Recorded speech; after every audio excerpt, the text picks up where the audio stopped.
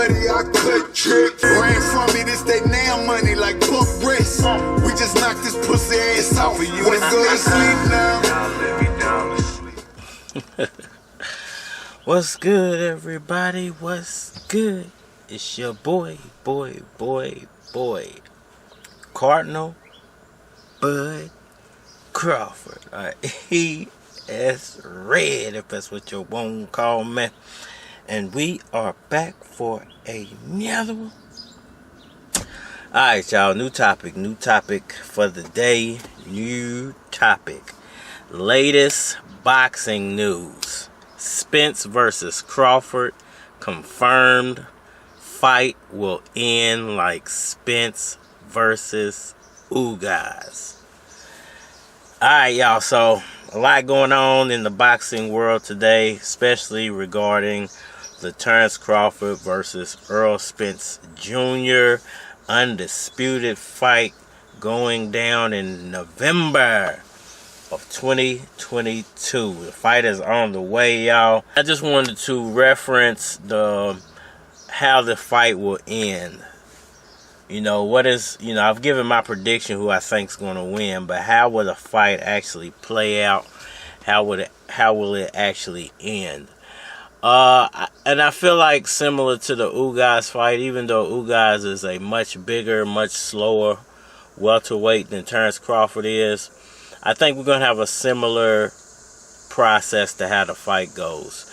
I think it's going to be a similar breakdown process. This is boxing, so it can only go a few ways. It could definitely go Terence Crawford's way if he puts in the work, I think, in training camp to prepare himself properly. He needs to work on foot speed, hand speed. Not only did I fractured it, it got infected from the mouth.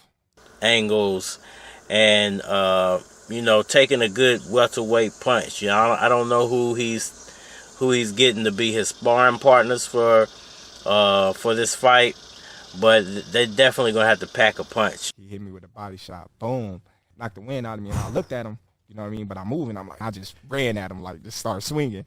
And he's like, hey, stop, hey, that ain't no boxing.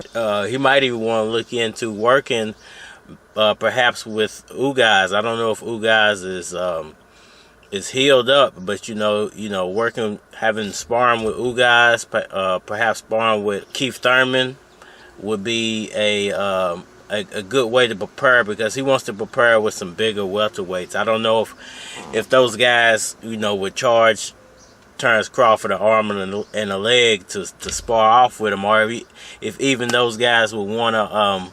Perhaps Ugas probably would, but I don't know if Keith Thurman would want to have that on his jacket right now, that he sparred Terence Crawford and perhaps Terence Crawford got the best of him. So I don't know how likely Keith Thurman would be as a sparring partner, but Ugas definitely, he's a big body. He has that big looping punch. Now, can he? I know in sparring you want to get guys that mimic another guy's style. Ugas doesn't really mimic Spence's style, but he can mimic Spence's size. He's a little bit bigger than Errol Spence. When it comes down to that fight, I think Errol Spence is going to go into the fight extremely confident, coming off that Ugas fight. I think extremely prepared. I think you might see because I told people when the Pacquiao fight fell apart, when Errol Spence comes back, whoever he fights, they're going to say he added a new level or a new wrinkle into his game when he comes back. And as you saw with the Ugas fight, he broke Ugas' orbital bones and forced him to stop the fight.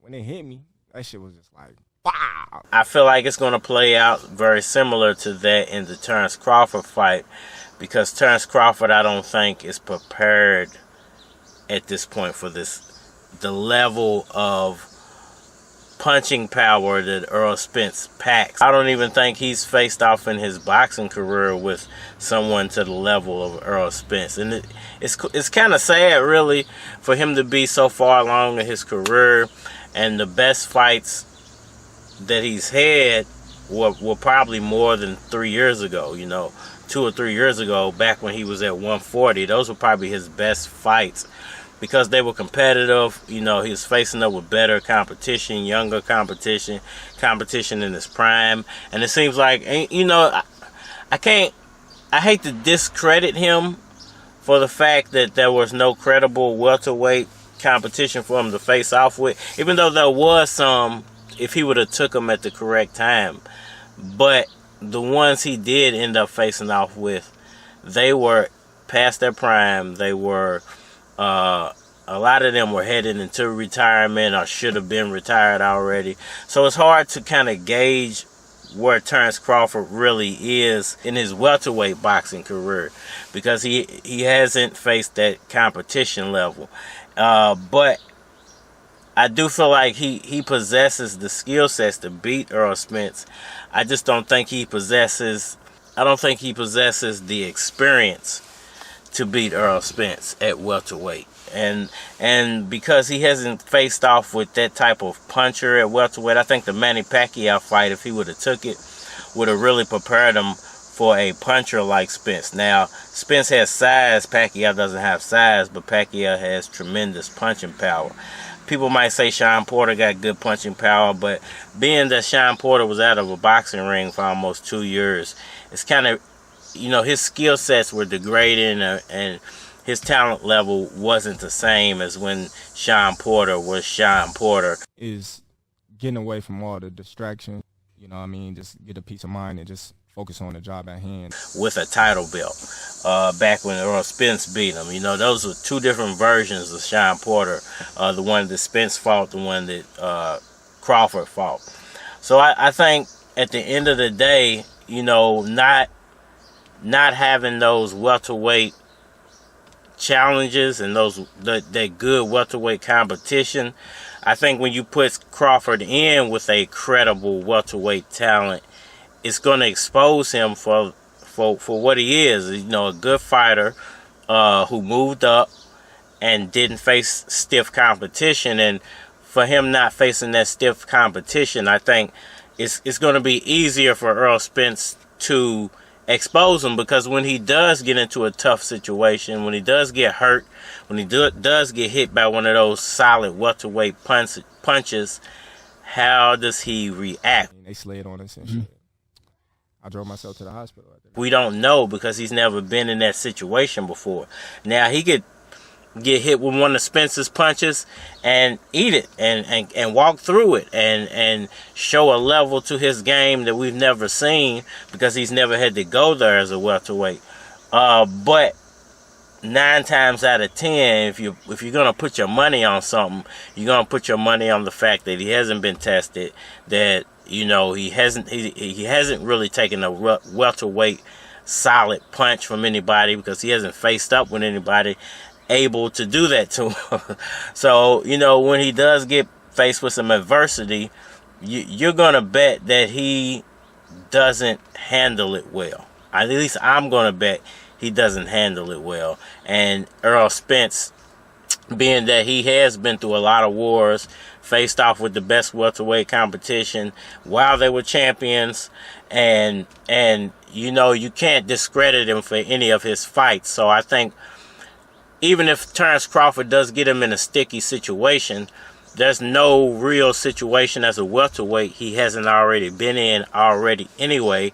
So it's going to be hard to get him into a position that he's never been in before. And, you know, that's how you win fights.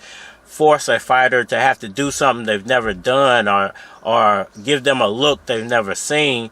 Unfortunately, I don't think there are no looks Errol Spence has never seen, or there's nothing that a welterweight could do to him that no other welterweight has already attempted to do. And these are good welterweights. You know, taking nothing away from Terence Crawford, great fighter, had a heck of a career. I think his career changes after November. I think we'll all get some definitive answers on this generation of boxing, and who's truly the best. It might take for that rematch for us to really find out who the best is, because the first fight might end up with a fluke victory. The first fight might end up in a split decision. First fight might end up in some serious fireworks. And in that second fight, whoever I think takes the loss will they come back stronger, or will they, will that loss ultimately affect them into the in a way to where even after they do get the rematch, they're not the same fighter, and they don't display the same talent level that they had before the original fight. Let me know what y'all think about that down in the comment section below. That like button for me, share, subscribe. Let me know who y'all rolling with.